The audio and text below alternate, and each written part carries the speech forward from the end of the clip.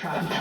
Since speaking at the Republican convention 4 years ago, so much has changed for the world, for our country, and for my family. Like so many students across the world, I graduated from law school during the pandemic. Our generation is unified in the facing the future in uncertain times, and many of us are considering what kind of country we want to live in. As a recent graduate, I can relate to so many of you who might be looking for a job. My father built a thriving economy once, and believe me, he will do it again. This election, I urge each and every one of you to transcend political boundaries. This is a fight for freedom versus oppression, for opportunity versus stagnation.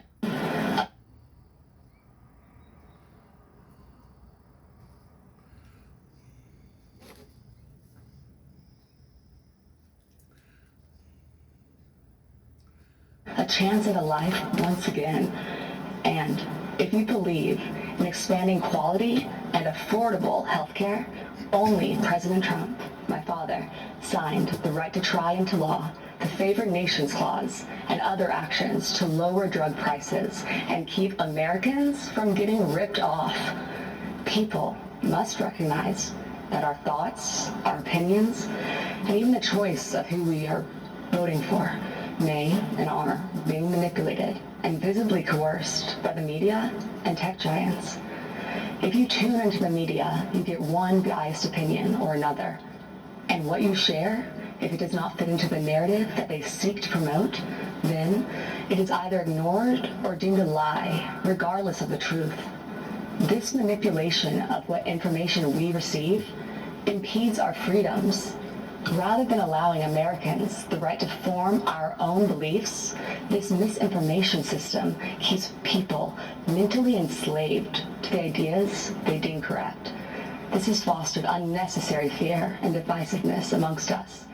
Why are so many in media and technology, and even in our own government, so invested in promoting a biased and fabricated view? Ask yourselves, why are we prevented from seeing certain information? Why is one viewpoint promoted while others are hidden? The answer is control, because division and controversy breed profit. But what are the consequences when only one side of the story gets out, or when only one viewpoint is acceptable? For our education system, it meant sacrificing civil debate by creating an atmosphere where students with contrary opinions are too afraid to speak. Many students find themselves suppressing their beliefs to fit into what the acceptable groupthink is. In short, our nation suffers by inhibiting our diversity of thought and inclusion of ideas.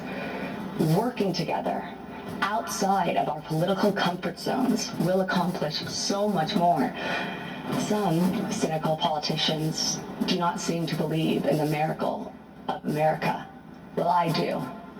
As Maximo Alvarez said so eloquently last night, if freedom is lost in this country, there is nowhere else to go. Having hope is not weakness, and believing in miracles is a gift from God. So tonight, I want to tell you the uncensored truth of what we believe in. We believe in equality of opportunity. We believe in freedom of thought and expression. Think what you want. Seek out the truth. Learn from those with different opinions, and then freely make your voice heard to the world. We believe in school choice, because a child's zip code in America should not determine their future. We believe in freedom of religion for all faiths, and we believe in the American spirit, a country founded on ideas, not identity, a country where our differences are embraced, and the only country where the word dream has been attached to it. Because in America, your life is yours to chart. So if you're hearing these things and thinking to yourself, that is the kind of country that I want to live in, well, whether you realize it or not, you are a Trump supporter. I encourage you to see beyond the facade that so many other politicians employ. They mask themselves in disguises of decency as they try to pressure us to mask our own identities and beliefs.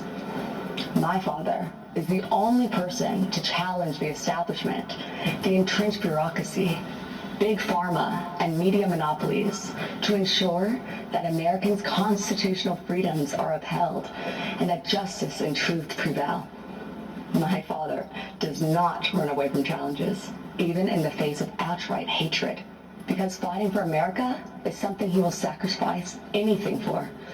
He dreams big dreams for our country, and he's relentless at achieving them. You see, Make America Great Again is not a slogan for my father. It is what drives him to keep his promise of doing what is right for American citizens.